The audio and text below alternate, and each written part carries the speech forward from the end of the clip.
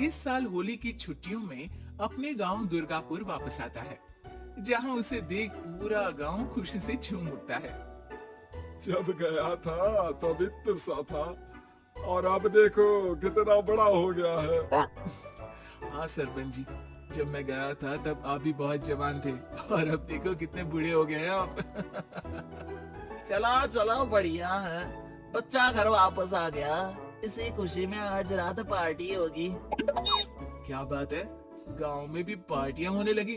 वैसे अगर पार्टी की बात है तो आज क्यों सीधा होली पार्टी करते हैं। होली पार्टी की बात सुन चहल पहल में अचानक सन्नाटा छा जाता है, जिसे देख मनोज को कुछ अजीब लगता है, लेकिन तभी सरपंच बात पलट देता है। अब बहुत देर हो गई, चलो सब अपने घर चलो, पार्टी के बारे में कल सोचेंगे। मनोज भी मम्मी पापा के साथ घर आ जाता है, पर होली पार्टी और उस पर पूरे गांव की खामोशी वाली बात अभी तक उसके जहन से निकलती नहीं। पापा, होली पार्टी की बात पर सब चुप क्यों हो गए थे? अरे होगी उनकी कोई अपनी बात, मुझे गांव की पंचायत ही थोड़ी पता है। थक गया हूँ, चलो सो जाते हैं, कल बात करते हैं। पापा की बात मानते हुए मनोज भी सोने चला जाता है। आज तो छुपा लिया।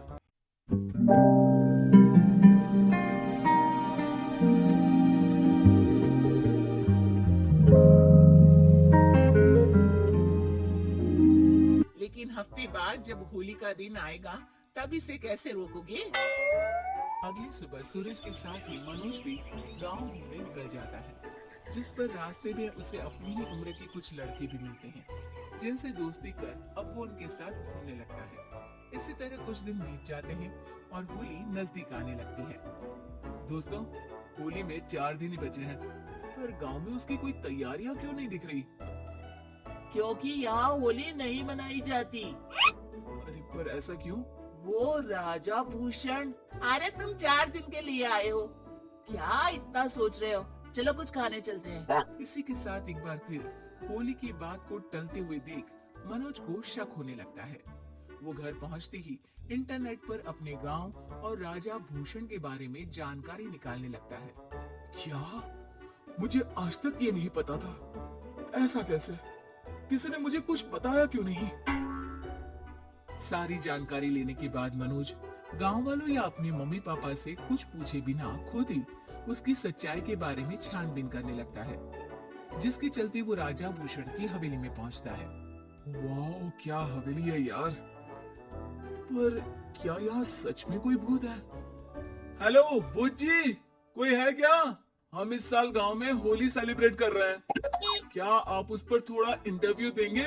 मनोज के ऐसा बोलते ही गांव में तूफान उठ जाता है और हवेली में रखी सारी चीजें हिलने लगती हैं। एक अदृश्य शक्ति मनोज को धक्का देकर हवेली से बाहर निकाल दरवाजा बंद कर लेती है। ये सब देख मनोज हैरान रह जाता है। क्या अभी मुझे हवा ने धक्का देकर बाहर निकाल दिया? मेरे होते हुए इस गांव में कभी होली नहीं बन सकती, इसलिए दोबारा ऐसी कोशिश भी मत करना, अंजाम बुरा होगा। आवाज सुन मनोज हैरानी से इधर उधर देखने लगता है, पर उसे कोई दिखाई नहीं देता। वो गांव वापस आ जाता है, जहां तूफान की वजह से सब कुछ तहस महस हो चुका होता है। आखिर ये तूफान आया कैसे? ना ऐसा कोई मौसम था और ना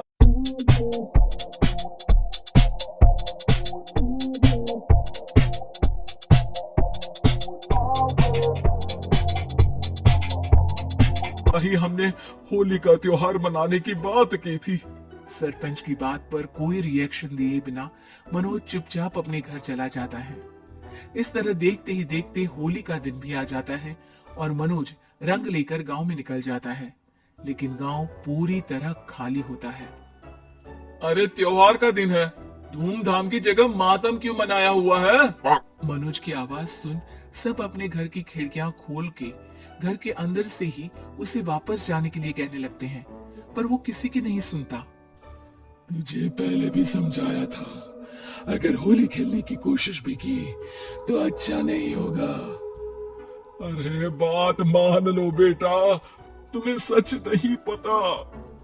मुझे सब पता है। सालों पहले इस राजा ने एक अंधविश्वास फैलाया और आप लोग आज तक उसे मानते आ रहे हो। अरे बेटा, जब तुम पैदा भी नहीं हुए थे उससे भी बहुत पहले से इस गांव पर होली का श्राप है। अगर गांव में होली का त्योहार मनाया जाता है तो प्रलय आना पक्की बात होती है। राजा भूषण इस सब में नहीं मानते थे और त्योहार मनाने लगे, जिसके चलते होली वाले ही दिन पहले उनके बेटे की और फिर उनकी मृत्यु हो गई।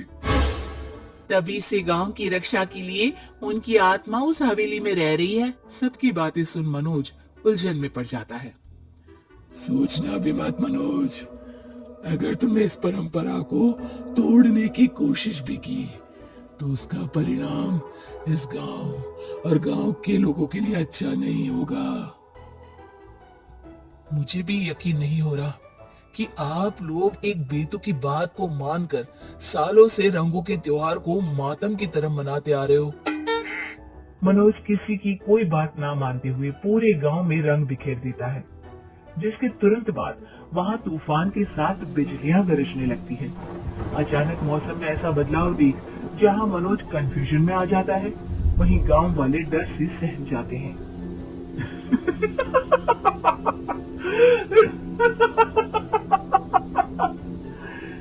इस लड़के ने हमारे जैसे सिर्फ अपने स्वार्थ के लिए नहीं बल्कि पूरे गांव की खुशियों के लिए यहाँ होली मनाई है, जिस वजह से अब इस गांव पर होली का श्राप टूटता है। ऐसा बोलकर राजा का भूत वहां से गायब हो जाता है, जिसके बाद गांव के लोग धूमधाम से होली मनाते हैं। खुशियों के रंग गांव में बिखरे ही होते हैं कि अगली सुबह अचानक मनोज कहीं गायब हो जाता है और एक बार फिर गांव में होली का नया राज शुरू हो जाता है।